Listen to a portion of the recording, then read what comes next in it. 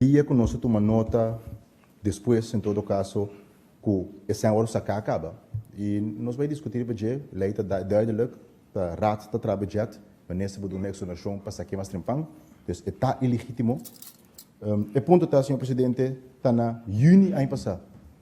Nós está dia 5 lunas depois. A outra vai pensar quando vai recuperar.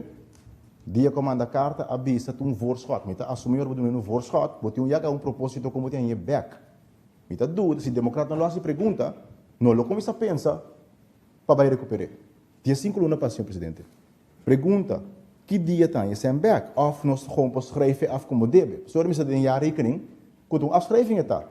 Kwijt is geld en not een verwachting que está bem back. Zij de pergunta, senhor presidente, para nós sabe. Se nós tratamos pressuposto of jaarrekening of kwartaalcijfers dan, mas se sabe que nós temos um risco de $250.000 em casa, senhor presidente. Senhor deputado, conciso e efetivo. Dank u, senhor presidente. De decisão que nós tomamos como bestuurscollege, nós apaga para a continuidade de Sleeboot. Nós põe como comentário que no futuro nós também trabalhamos em Sumaback e maneira como acaba de explicar.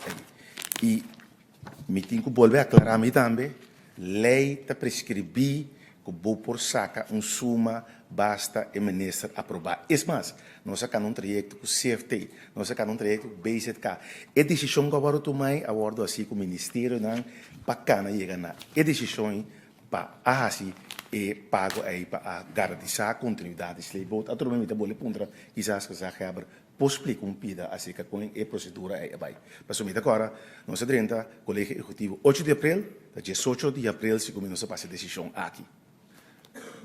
Que me posso explicar em quadro aqui, tá com o motivo que minha pessoa responsável para ordem público e segurança, a base de segurança, em especial aboga para nós ter slayboat para em quadro de emergência ou crise, nós boletins na Bonaire, e isso aí tem motivo que amigo como que responsável de ser aboga para ter slayboat na Bonaire.